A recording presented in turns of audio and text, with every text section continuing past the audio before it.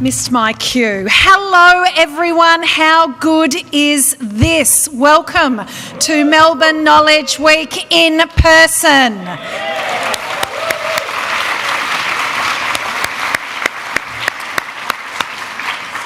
Now, I am not Kate Raworth, she's a legend. My name is Sally Capp. I am lucky, though, to be the Lord Mayor of this wonderful city of Melbourne, and it's my pleasure to welcome you all here this evening. I would like, on behalf of the City of Melbourne and everybody here, I'd like to acknowledge the traditional custodians of the land on which our city is gathered, the Bunurong Bunurong and the Wurundjeri Woiwurrung peoples of the Eastern Kulin Nation, and pay our respects to their elders past, present and emerging, and a special hello to any traditional custodians who have joined us here this evening. At the City of Melbourne, we are absolutely dedicated to our reconciliation action plan, and we believe that strengthening relationships between Aboriginal and non-Aboriginal peoples will have benefits for all Victorians. There are lots of special people in the audience tonight, and I was actually going to get those people to stand up, but it's dark. So I'm just going to highlight a couple of people who are here with us. Importantly, other councillors from the City of Melbourne, Councillor Jamal Hakim, I've said it 20 million times, Jamal Hakim and David Griffiths are both joining us this evening as relevant portfolio chairs. Both are incredibly great leaders and hard workers and really good participants if they're on your table. We also have Dr. Catherine Brown, OAM, here in the front, who leads the Lord Mayor's Charitable Foundation. It's become one of the most innovative charitable foundations in our nation as a cornerstone investor and as an organisation that absolutely steps into key issues and takes risks on looking for solutions. And Catherine, it's great to have you here with us this evening. We have many Knowledge Week partners, and I want to particularly say thank you to Wesley Place, to Melbourne Connect, to the State Library of Victoria, to O Media, I can never get that right, and to Ticketek. Thank you all for your amazing support for Melbourne Knowledge Week and everything that we're trying to achieve. Well, as I said, Melbourne Knowledge Week, it is one of our premier events. We are very proud of this event as an annual festival of ideas for a smart and innovative city. It showcases our creds as a knowledge city, but it also gives us a chance to be amazed and wonder at the local talent and IP we have here, as well as be inspired by leaders from around the world, as we will be dazzled tonight by Kate. Each year the program is focused on connecting people, place, research and technology to imagine a city of the future. And we are renowned for the broad span of topics covered, everything from technology to economics to food security. Gabrielle and I have just solved the problems of the world up here. Sustainability, business ethics, arts, and so much more. So it follows that the focus for many of us, not just during Melbourne Knowledge Week, but as we go forward, must be on recovering from this once-in-a-lifetime pandemic and the economic, social and health impacts that it has had, the great challenge of our time. After the events of 2020, what could be more central in our thoughts and our actions than ensuring that no one is left behind? We believe that we can meet the needs of all people within the means of the living planet. We've just got to knock our heads together to work out how. Cities and nations have been grappling with our respective roles as the respective roles that we play on that quest for global sustainability, prosperity and livability, as well as equity, and we will keep doing that. It's particularly relevant for all of us at the City of Melbourne. We're just going through a new planning and budgeting process at the moment. It sounds boring, but there have been some fantastic conversations as we get bold and brave about our future in this city. We are very dedicated to sustainable development. That began in 1992 when the world gathered for the Rio Earth Summit. Since that time, cities have developed greater capacity to respond to the global challenges such as climate change, population growth and transition of industries. 30 years ago, cities were viewed as part of the problem. Now that we have more people living in cities than in rural and regional areas, we must be part of the solution. And that's one of the reasons why we're all gathered here this evening. What role will cities play in the future? Well, to help shed some light on that, we've all gathered here tonight, but we are fortunate to have the discussion kicked off by a legend of the calibre of Kate Raworth. Kate is an economist who is focused on making economics fit for now and into the future. Her book, Doughnut, Economics, 7 Ways to Think Like a 21st Century Economist, is an international bestseller, and she is the co-founder of Doughnut Economics Action Lab. I want to go there, working to turn Doughnut economics from a radical idea into transformative action. Activists, economists, policymakers, politicians and the public all over the world have been taken by Kate's ideas, principles and disciplines. So how can we put these principles into action? That is the core focus for the discussion this evening. Can Melbourne live in a donut? The conversation tonight will make us think about how each of us can apply our ideas into our work and our lives. Without further ado, I'm going to hand over to the co-host for this evening, Gabrielle Chan, who is going to take us through the rest of tonight's proceedings. Have fun, be imaginative, be bold, and we're really looking forward to hearing the outcomes from the discussions. Thank you.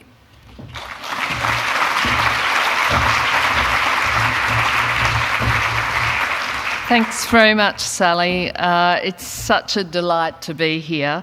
I too would like to acknowledge and pay my respects to the traditional custodians of the land, the Bunurong Bun Wurrung and the Wurundjeri Woi Wurrung of the Eastern Kulin Nation. I have learnt personally a lot from the Wiradjuri people in my part of the world, which is west of Canberra, and I think it's all about strengthening those relationships, not just for Victoria but for Australia.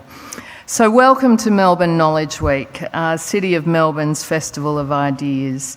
I just want to tell you a little bit about how tonight will work. So Kate will give her presentation for about 30 minutes and then I'll get a few questions in if I'm lucky.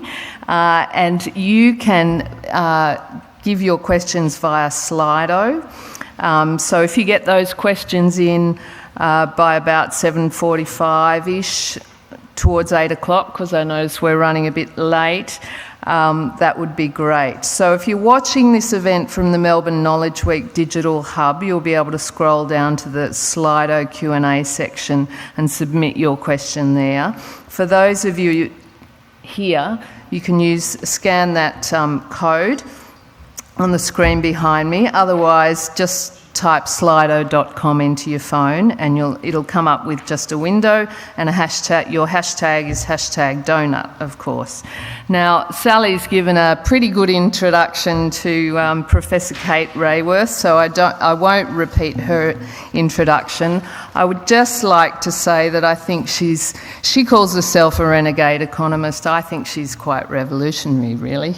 I just love the way her work combines both the local and the global. You know, she thinks all on a village level, she can take it out to a planetary scale, and, you know, we can't have too many thinkers like that in the 21st century. So here she is on our screens. I will let Kate get onto it. Thanks very much, Kate.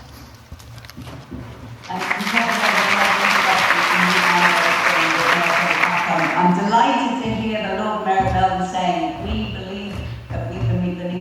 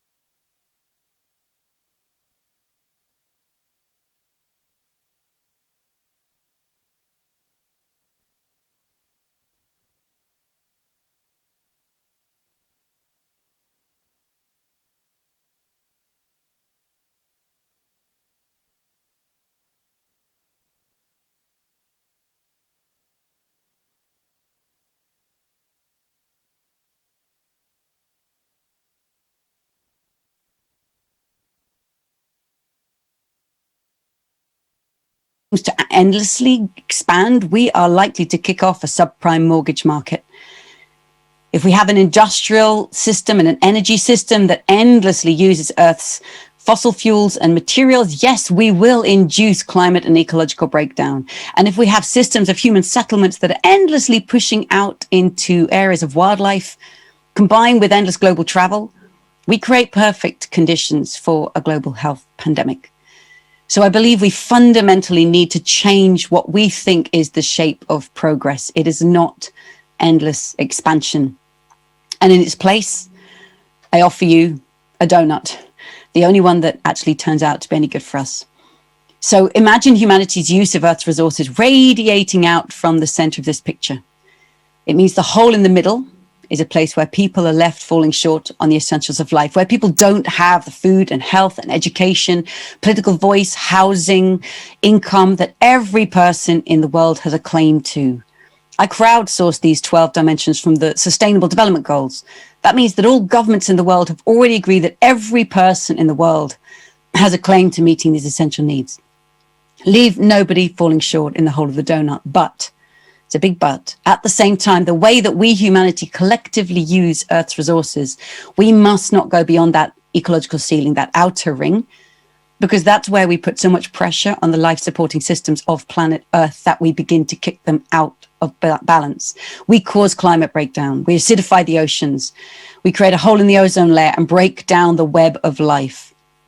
These 9 dimensions around the outside are known as the planetary boundaries, created by Earth system scientists just over a decade ago. This is such recent understanding in terms of science, recognizing that these life-supporting systems are what make this the unique, delicately balanced planet, the only one known with life in the universe. So we'd be crazy to kick ourselves out of that space. And of course, that's what we're at risk of actually doing. So in the simplest of terms, as the Lord Mayor put it, the aim of the donut is to meet the needs of all people within the means of the living planet. And the shape of progress is transformed. It's no longer endless expansion, it's balance, thriving in balance. And I believe that is indeed the deep concept that we already know at the level of our own bodily health. Health lies in balance. Can we take that from bodily health to planetary health? Because that is the biggest clue and the greatest access I think we have towards learning to thrive. Right now, we are far out of balance. All of the red shows you the extent to which people worldwide are falling short on the essentials of life. 11% of people in the world don't have enough food to eat. That's why that little red wedge goes 11% of the way towards the center of the circle. But on every deprivation, you can see there are millions or billions of people falling short. The majority of them living in the world's poorest countries. But as we all know, we can walk into the city centers of the cities where we live, and there is human deprivation in the midst of plenty. At the same time as that enduring deprivation, we have collectively overshot multiple planetary boundaries. On climate, we know. On excessive fertilizer use, that's the nitrogen and phosphorus loading.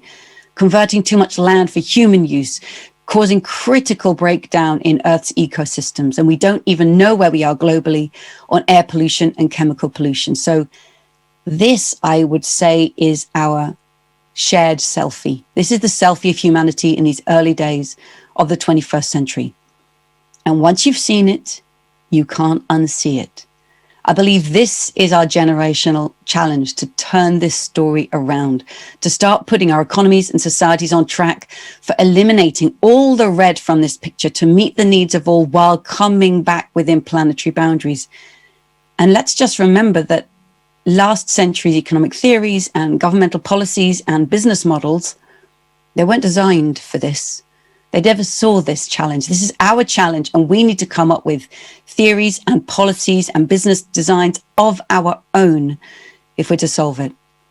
I believe our children's children will turn back and ask us, what did you do once that you knew? I'm showing you a picture at the global scale, but of course, much policy making and action happens close to home. So let's bring this down to 3 nations. On the left-hand side, you have Malawi, which generates around $1,000 per person per year. As you can see, significant shortfall in human needs. That's why there is a lot of red in the center of the circle, but they're not overshooting their pressure on any of those planetary boundaries. In the middle, we've got China. both falling short on meeting many people's needs and already in significant overshoot on around $17,000 per year. Hello, Australia. Yes, you've almost got a blue circle in the center. That tells us that on a very low global bar, Australia is actually one of the few countries in the world that almost meets the basic needs of all, like Norway, like Canada. I used to work at the United Nations, and I had to go on the radio in the morning and say, congratulations, Australia or Canada or Norway, you're at the top of the Human Development Index. That's the inside. But we have to look too at the outside, because like all high income countries, Australia has a very significant overshoot. But I have to bring the message home to you folks. I actually had to shrink the other countries down in scale in order to fit on the scale of Australia's overshoot, because it's actually bigger than most. So what you can see is the carbon dioxide emissions, the phosphorus and nitrogen in fertilizer, the material footprint, land use change. This isn't the story of what's only happening in your nation. This is what's happening in all of the consumption by Australians, all of the clothes and food and consumer goods and electronics and construction materials that are imported into the country. This is your consumption footprint in the world. Let's put these 3 countries now in a set of 100 countries. The sweet spot where everybody wants to be is where that donut is, where we meet the needs of all people, but do so within the means of the living planet. And I've plotted the 3 countries we were just looking at there. Now, first of all, you can see that there's no country that's close. I think there's no such thing as a developed country. And I invite everybody to catch yourself next time you talk about developed and developing countries. Where are the developed countries? I don't see them. On this measure of progress, nobody's there. The low-income countries in the world have to meet people's needs for the first time without overshooting these planetary boundaries in the way that all before them have done. How will they do that? It's unprecedented. Middle-income countries need to meet people's needs for the first time. We're already coming back within planetary boundaries. That's never been done before. And high-income countries, where you're sitting and where I am. Well, first, we need to meet everybody's needs, because we definitely have the resources to do it. But we massively need to come back within planetary boundaries. It's never been done. This is an unprecedented developmental journey. And then let's recognize that although these countries stand separated like dots on the page, they're deeply interconnected by histories of colonialism, by military power, by ongoing trade and finance rules, by ongoing resource extraction, and by present and future impacts of climate change, falling first and hardest from the global north to the global south. So we need transformation within every country and between all. We all need to move in a direction that none of us have ever moved. This calls for unprecedented humility and ambition. So this is the story at the national level, but come on, let's bring it closer to home, Melbourne. Could Melbourne live within the donut? If we unroll it and open out the space of the donut, we can look inside and see that between the social foundation and the ecological ceiling, we can think about here, where you are, and your relation to the rest of the world, and envision the future that we want and start to design and make it happen. I'm loving the work by Regen Melbourne, which is exactly beginning this journey, and I'm going to dive into that and carry it forward a step. So let's dive into that space inside the donut. And the question here is, how can Greater Melbourne be a home to thriving people in a thriving place while respecting the well-being of all people and the health of the whole planet?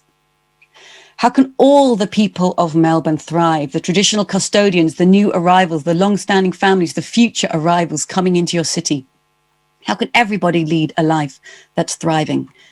How can Melbourne thrive within its natural habitat? Where on planet Earth is your city?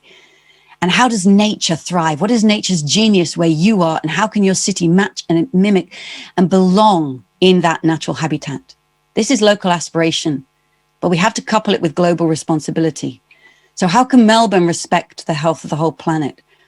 How could you ensure that your footprint in the world comes back within your share of pressure on the planet? And then think of all the people involved in those global supply chains. How can you respect their well-being too? I'm going to dive in and layer further into each of these 4 lenses. So how can all the people of Melbourne thrive? What does thriving mean where you are? That's a conversation that only you can have, and a question that only you can answer. What has COVID-19 made visible? What begins as a health pandemic rapidly has impacts on schools and income, and we suddenly see impacts on people's equality and differences and racial and gender differences and geographic and age differences and who's impacted and how. Whose work counts as essential? What goods and services are essential when push comes to shove? And what does that mean for those involved and those who aren't? And what makes life meaningful? Around the world, COVID has raised these questions, and only you can answer them where you are. How can Melbourne thrive within its natural habitat? Where on planet Earth are you? Can your city be as generous ecologically as the wildland next door? Can it cleanse the air and house biodiversity, store carbon, cycle fresh water, harvest renewable energy, regulate the air temperature, build and protect soil? What happens if you do expand the urban forest and store carbon and capture water and harvest energy, as this gives you the potential to do? How to cope with the heat waves and the bushfires, to regulate the temperature and protect the quality of air? And how to deal with, as many cities must deal with, the ecological impacts of urban sprawl that threaten the biodiversity of place? What will it mean for your city to belong in its unique spot on planet Earth? But how can Melbourne also respect the health of the whole planet? Now thinking of your global consumption impacts. And let's just remember, this is the Australian overshoot that I showed you. It's going to be the case that your city has a significant share in that overshoot. So think of all the food and clothing, electronics and consumer goods and construction materials imported daily into your city and the stream of waste going out. How can you transform that, such as transforming your traffic and your mobility, so that you reduce significantly your impact on climate change and ocean acidification and air pollution worldwide? How can you create a circular economy? And I know you're on that journey. What will it look like to create a circular economy that really significantly brings your footprint back into its share of pressure on the planet? And transforming individual systems like food. We know that the food system has a relation to every one of these planetary boundaries. What does it look like to create food systems that are healthy for people locally and for the local ecosystem and reduce your pressure on the planet? And then keeping in mind those people working in global supply chains. I'd invite you to ask yourselves, which corporations have their headquarters in this city, that we've invited them to do business here? Which multinational brands and retailers are selling products to people worldwide? These companies have huge connections and influence on how business is done worldwide, on the working conditions for people worldwide. And often the labor behind the label is not pretty to look at. And we often don't want to see it, but it's part of our own city's portrait because it's part of what makes our city the place where we live. How can we transform these global supply chains so that they respect the rights and well-being of people worldwide? I know that the Victoria government has a social procurement strategy, which is fantastic. And like many places, I'm going to guess that it's largely focused on social procurement here, procuring from small and diverse enterprises where we are. And that's an amazing starting point for then saying, how can we extend that to thinking about how we procure from people far away, but respect their rights and needs equally? So pulling out. Here's the four lenses of Melbourne's city portrait. This is my questions that I was bringing, but of course you will bring a far richer story to this whole exploration of what that means. But what does it mean? What would you do next to say, okay, how do we create an economy that enables us to do this? I think we need to restart our economic thinking. And I invite you to begin by recognizing the whole economy, that the economy is embedded in society. It is a social construct. We invented it and can reinvent it. And society is embedded in the living world, drawing on Earth's materials and matter, putting out waste and pollution, bathed in a river of solar energy. But dive inside that economy. Yes, there's the market where economists tell us it's about the market, and we may be a consumer or producer, we may be a creditor or debtor. But this is just a tiny fraction of who we are in relation to markets. We also in the economy have a relation to the state. You may be a public servant or a city resident, in which case you're using all of the public services, a voter, a protester, all key roles we play in relation to the state. The 20th century economics obsessed with the dynamics between the market and state in the way it became like an ideological boxing match. You were pro-free market, laissez-faire capitalist or a state-loving socialist. And that boxing match meant we lost sight of two other fundamental sources of our provisioning and well-being. The household, where we all begin every day, whether as parent or partner, relative or child, the cooking, washing, cleaning, sweeping that goes into raising a family, caring for ourselves and essential to our well-being.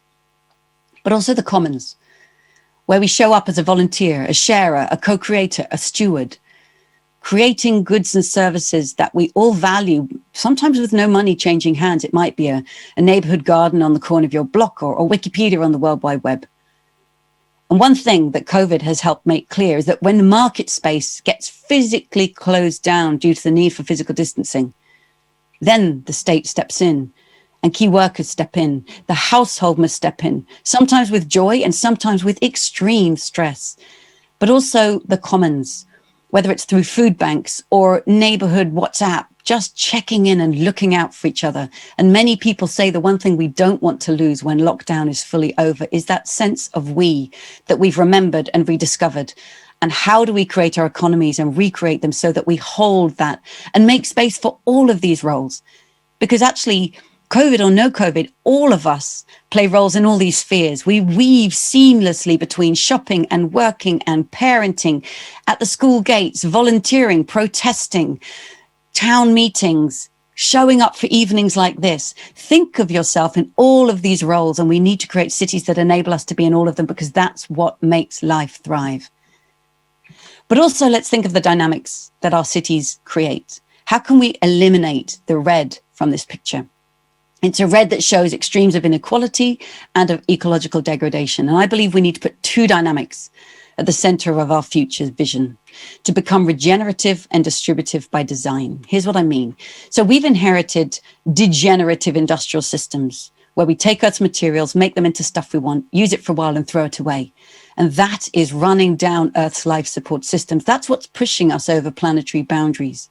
We need to create regenerative systems that work with and within the cycles of the living world, so that resources aren't used up, they're used again and again, far more collectively, more carefully, more slowly, and more creatively.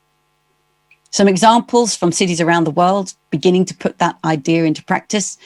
Oslo city centre has gone car-free. So yeah, you can get around actually really quickly and efficiently. The air is clean, the transport is affordable, more space for everyone and for other things than cars. Paris, like many cities, took advantage of COVID lockdown and literally repainted the lines on the street, turning places like Rue de Rivoli into a cyclist's haven. And the data has come through showing that people who never cycled before and who never would have cycled in the city centre are now using this. So it's transforming who gets access across the city and how. Amsterdam have introduced circular construction, saying that we're going to be 100% circular economy by 2050, 50% circular economy by 2030 in construction, in food and in consumer goods, focusing in new ways of building, encouraging architects and building companies to explore and experiment and learn. And the city of Medellin in Colombia, this river used to be seen as a handy industrial sewer. And then in terms of reconnecting with the landscape and the place, they realized, no, this is life. So let's open up the space around the river and make river parks and bring people and reconnect people to green spaces and to life and belong in this landscape. So regenerative by design, but also we need to transform our cities that are often divisive by design, capturing opportunity and value in the hands of a few, whether it's through the geography of infrastructure or the design of enterprise or the policies. We need to create distributive places where opportunity and value are shared with all who co-created, and that's all of society. Some examples of distributive by design: the city of Preston in the UK, I think, is one of the UK's best exports right now.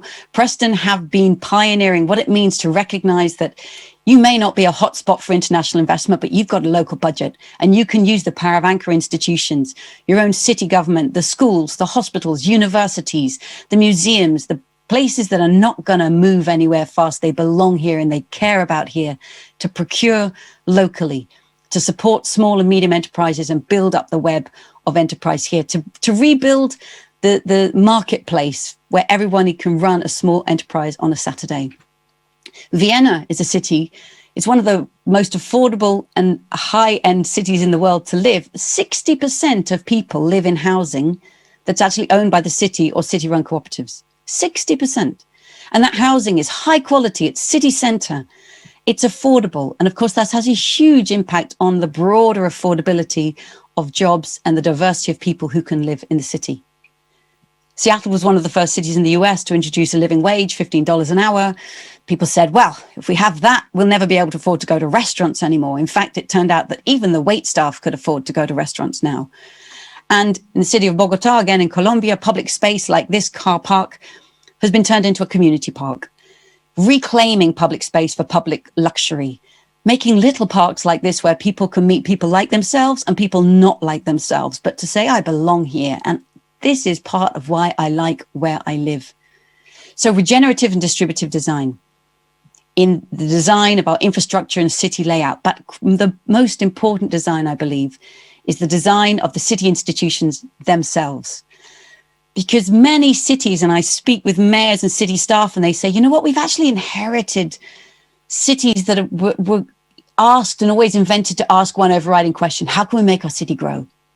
Let's look at city GDP, as if that was really a sufficient goal and vision for who we want to be. And progressive cities are asking themselves a far more interesting question: how can we make our city thrive? And what is it that leave cities on one side or the other of this divide? I believe there are 5 key design traits for city institutions that can help us on this journey: purpose, networks, governance, ownership, and finance. Let me give a few examples from each. So on purpose, the city of Amsterdam this month last year decided to launch its Amsterdam City Doughnut, and they decided to orient their city around getting into the donut. So they redefined their goal. They imagined Amsterdam as a thriving, inclusive, regenerative city for all residents, while respecting the planetary boundaries. That's a powerful purpose. But of course, it's not enough to have fine words. It's got to be backed up by design. So through the networks, and cities have powerful networks in relation with their residents, with suppliers, with other cities. So Amsterdam, again, using circularity, is thinking about how it can procure within the region to create that circular economy, putting together the streams of flow of material use to create circularity. The University Hospitals in Cleveland, Ohio, realized that they were located on the edge of a low-income neighborhood, but almost no one from that neighborhood worked there. So they set up a recruitment scheme to make it accessible for people from that neighborhood, mothers returning from work, people who had one conviction and deserved by law a second chance, people who didn't have the educational opportunities or the soft skills training to get that step in and have increased their connection. So this is procurement and local connection with the community through employment. And then collective procurement, city to city. I know Melbourne is a very active part of the C40 cities network. Those cities coming together, collectively buying electric buses on such a scale that it brought the electric bus companies promising to create those buses and have them ready years earlier than otherwise would have happened. So collective procurement can bring the future faster to the present. On governance, I'm just going to give a couple of examples from the city of Amsterdam.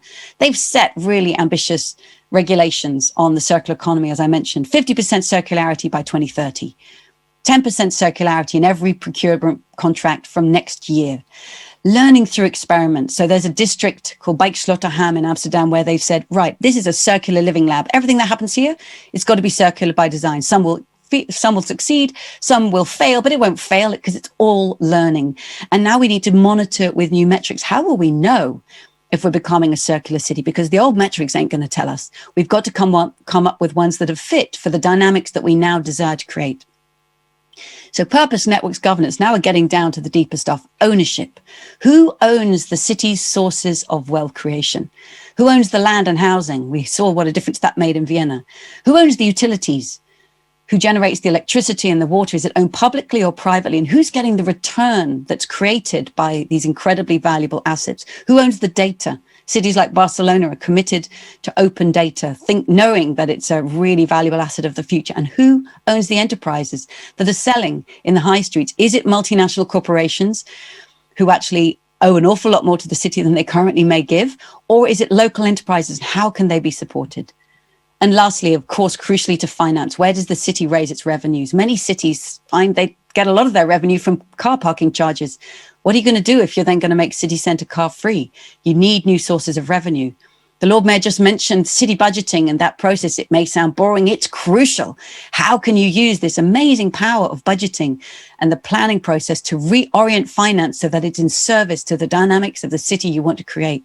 And how can the city invest and divest its own funds from its pensions to other savings so that they are again in service to the future we already know we want? So pulling back out, how can Melbourne ensure that all 5 of these design traits are in service of a thriving future? And of course, there are many actors involved in this. It's not just the city administration. There's also anchor institutions, but community-based organizations, universities, NGOs, think tanks, business networks, every ordinary resident who wants to get involved. And again, this brings me now to the beauty of what I think you're doing where you are, because that's precisely what's happening. Over 600 people and 40 organizations have been involved in the Regen Melbourne network, who contacted us at Doughnut Economics Action Lab, said, we're in motion and we want to use the Doughnut as part of our reimagining of our future. Nothing could make us happier, because that's why we exist as Doughnut Economics Action Lab, to work with change makers who we know are everywhere, wanting to draw on these ideas and make them fly where you live and make sense of them for yourselves. So this beautiful community-based imagining of what it means for people in Melbourne to thrive. This is exactly how the work begins, by making sense of it and owning it ourselves. And the report, I know, is being launched today. I really encourage everybody to download it and to read it. It's beautiful. And it actually really significantly moved me to see so much care and listening and imagination and creativity poured into this process. I know that in this work, you have just massively raised the bar for every other city that wants to do the Doughnut, because it's, wow, look how Melbourne's doing it. Follow that, guys. Let's take that inspiration. I first drew the Doughnut in 2012. You've just drawn the most beautiful Melbourne Doughnut. And this is exactly what this work is about, taking an idea and adapting it and making it your own. And through that, others will be inspired. So let me finish by saying thank you for the leadership that you are all showing, including everyone, just by showing up tonight in the room to be part of this conversation. I know that the Regen Melbourne team are hugely grateful to the Lord Mayor's Charitable Foundation and to Small Giants Academy specifically for backing them up to this point, because it's been invaluable support. And kudos to the team at Regen Melbourne, Sean, Alison, Stephen, Willow and Kai, for this work that you've done and the amazing range and just diversity of people you've led into this process, which I know is only just beginning. So I'm really looking forward to the conversation, and I'm really looking forward to seeing what you're all going to do next. I'll stop there and let's discuss. Thank you.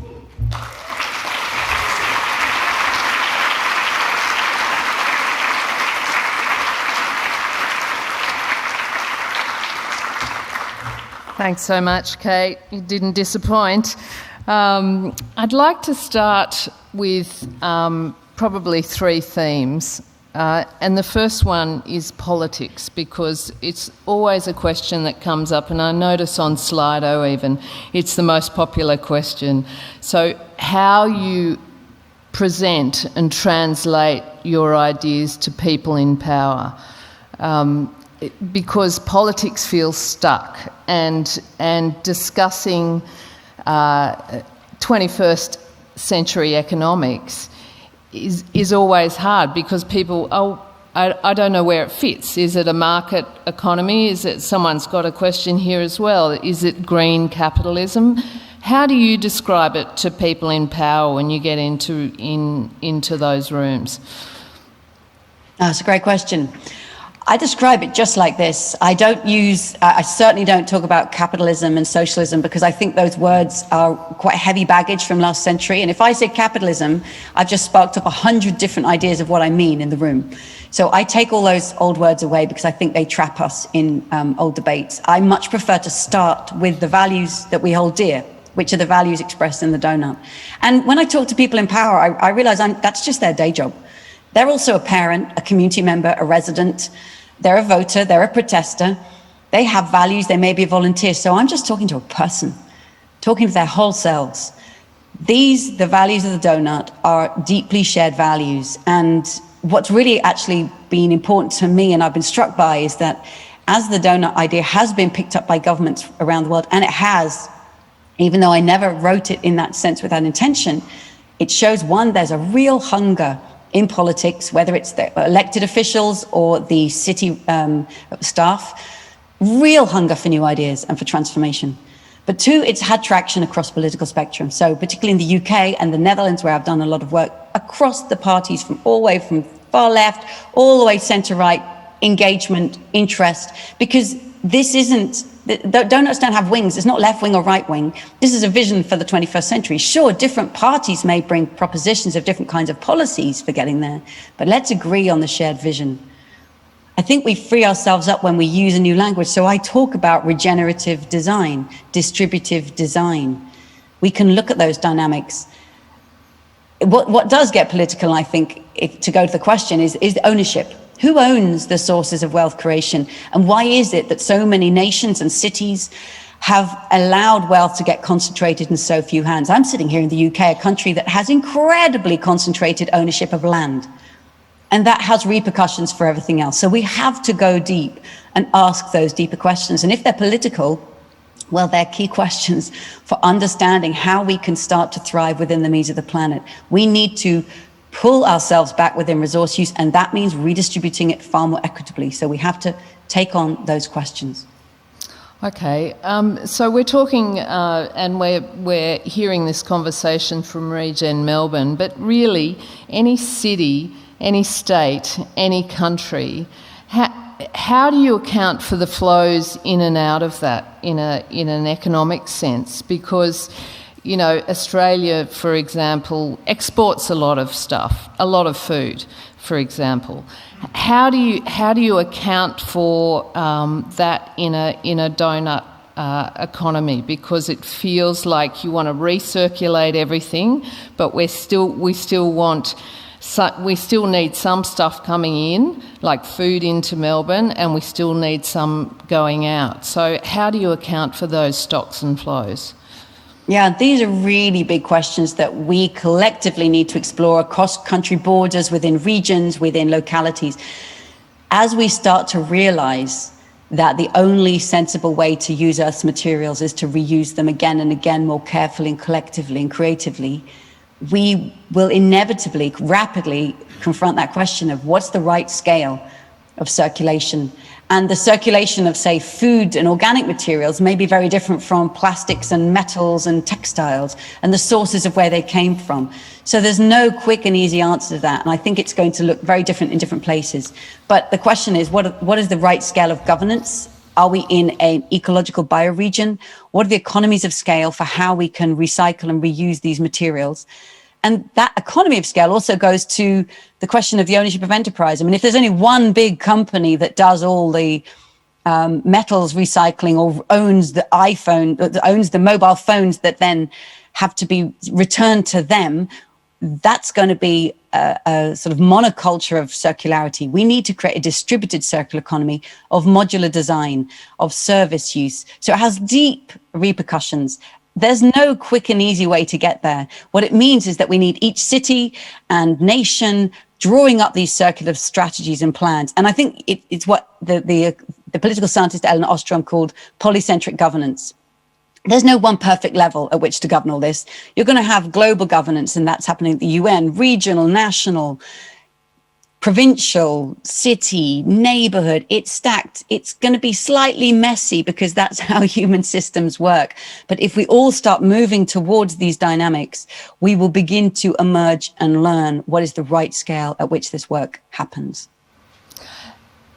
Just one more on politics. The donut obviously contains a particular area, so whether it defines the city, state or nation, the planet, how do you stop on those smaller levels becoming insular, so turning inwards? Because we've seen this massive political move over the last decade or so where people are sort of closing in. I mean, Brexit is an example of that. How do you see that, keeping that conversation open with those outside your donut, your defined boundary? That's a really powerful question, and as me sitting here as somebody on the wrong side of Brexit, that means a lot.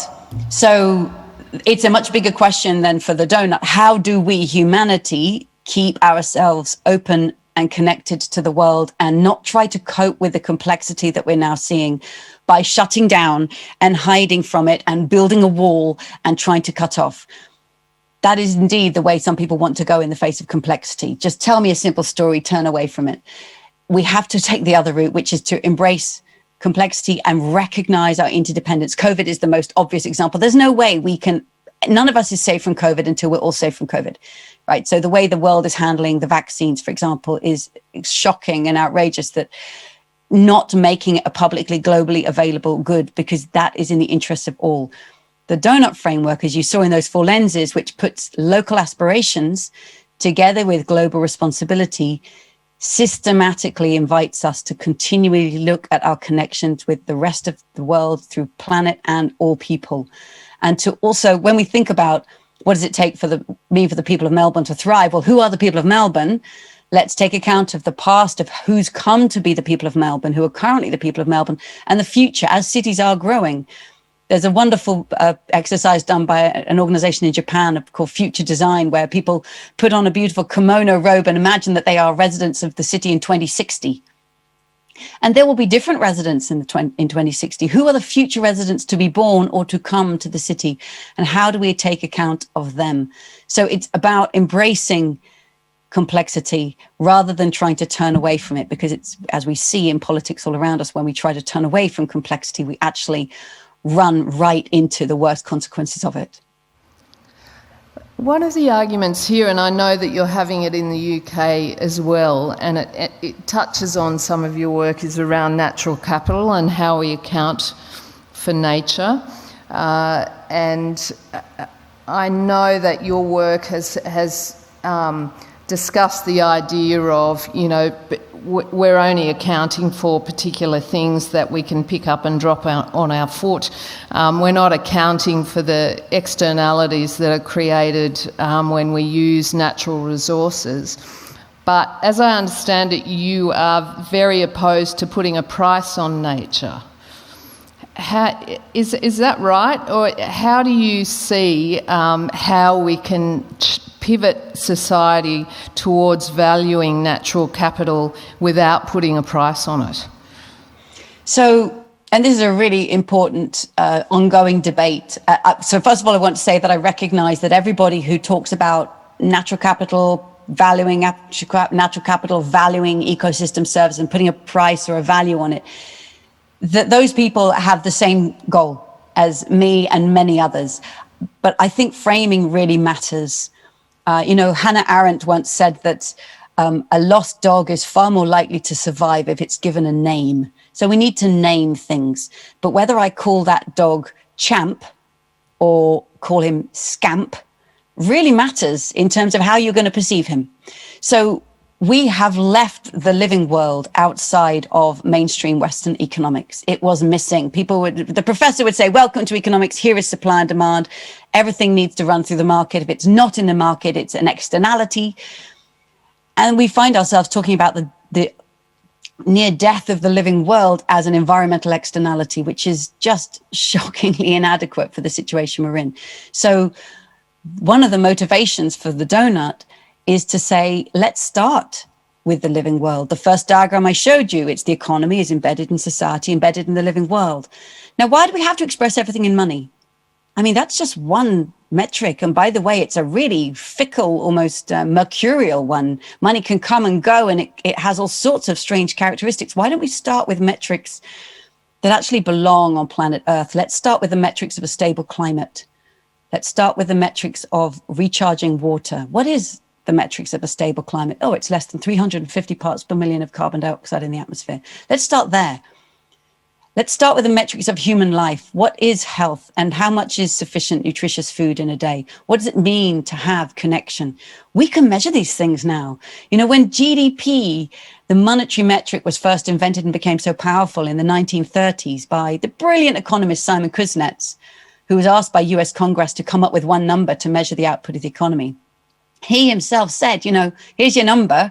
By the way, this scarcely tells you the welfare of a nation. It doesn't talk about the unpaid caring work in the home. It talks nothing of the community, and it doesn't tell us what we lose in earning that money. It doesn't tell you the value of the ancient forest. It only tells you the price of the timber.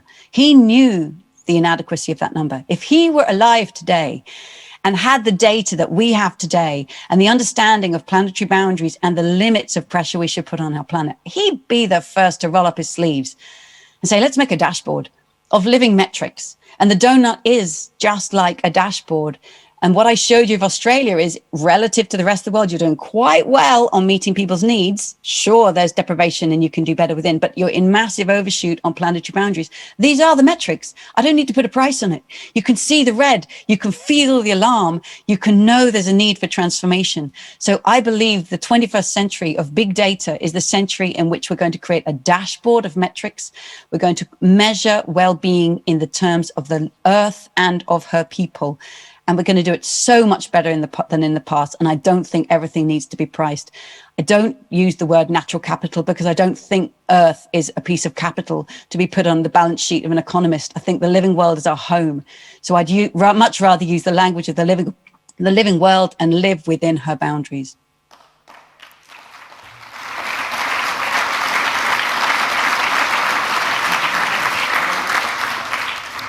So that just answered Judy Tran's question here about data and metrics. So you'd have a dashboard. The next question is Reese Proudfoot. He would love to know how easy or hard it is to develop a similar Doughnut blueprint and toolkit for replication in regional communities. Has it been done elsewhere?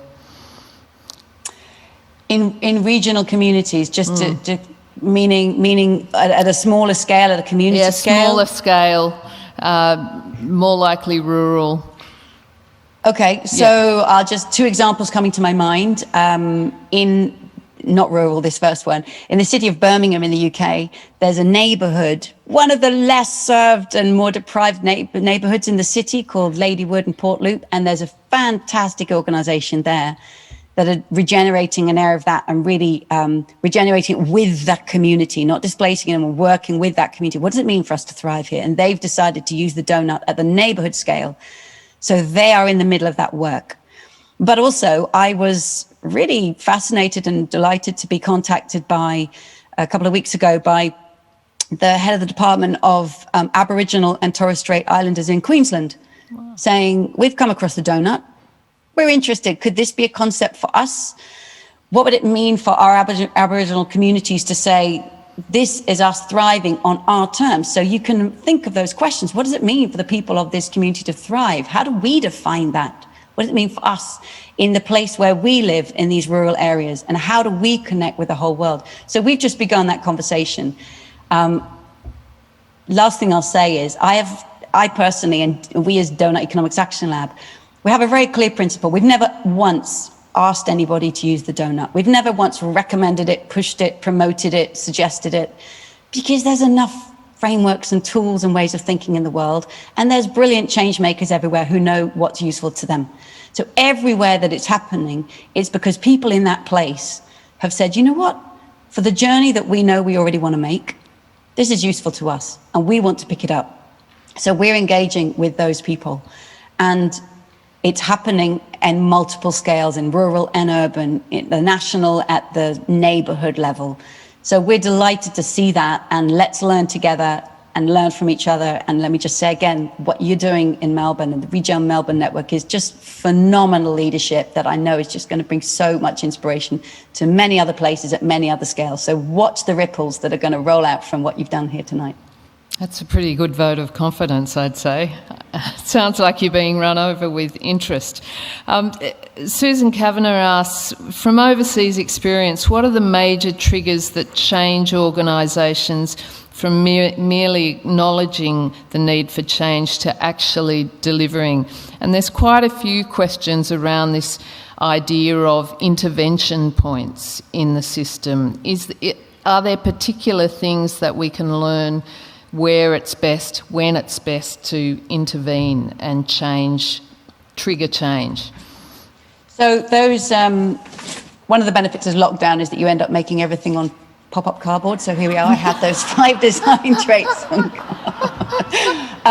Those same 5 design traits I showed you, to me, these are really powerful intervention points for institutions, whether we're talking about the city, government, or we're talking about actually a business. If anyone thinking from the point of view of business in the room, I would say exact same 5 design traits. Is your business fit for the 21st century? Can you become regenerative and distributive by design?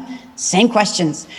These are all intervention points What is our purpose? I mean, without that, we're not going anywhere, right? So get your purpose lined up. Who are we in network relationships with? Customers, suppliers, residents, all connections. And how do we instill our values through those? How do we govern ourselves? Who has voice?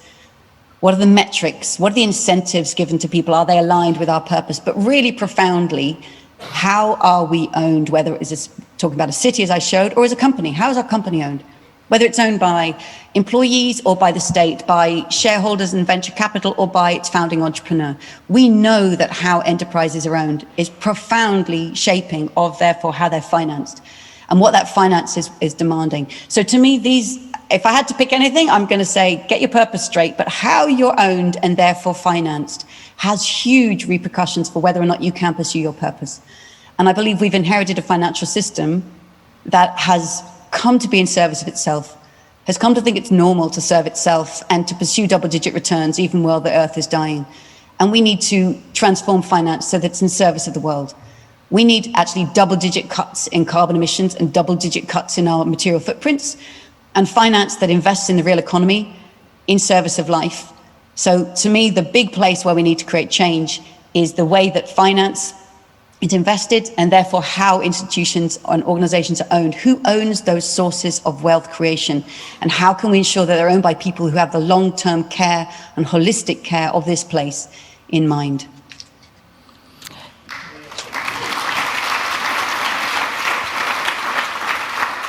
Do you think bigger places have a responsibility to help smaller places in this towards a donut?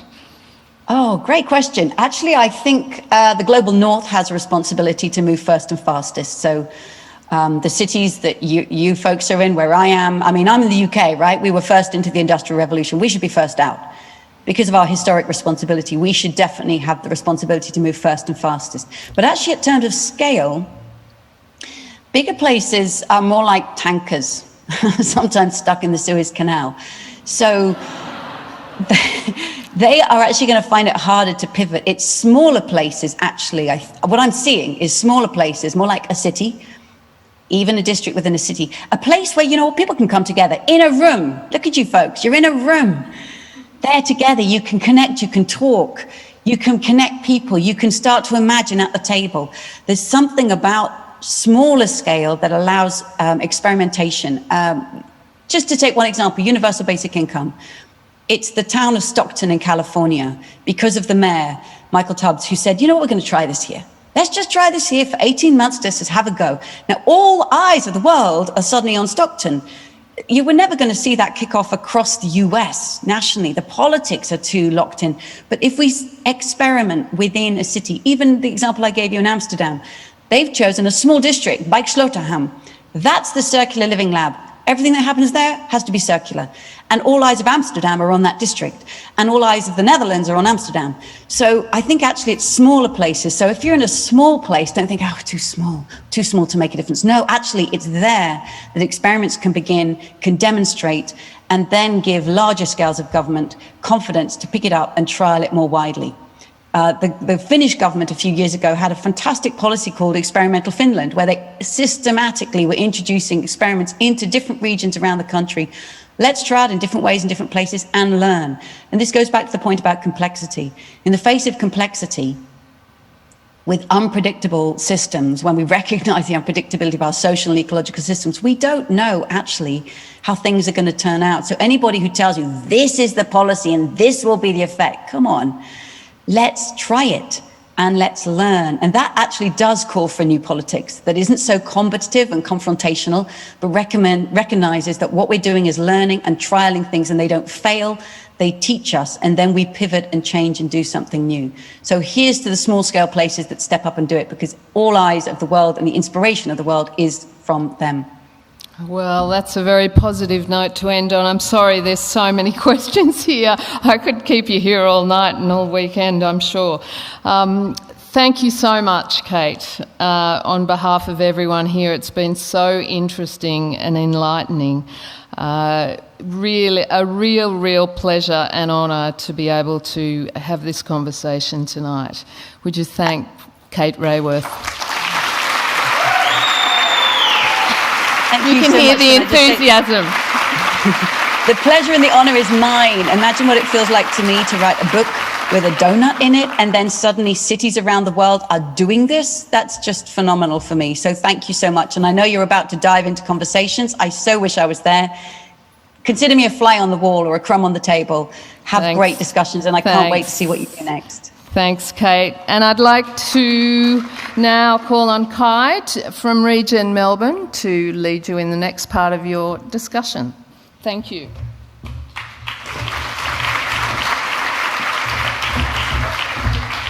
Evening, everybody. Quite the act to follow.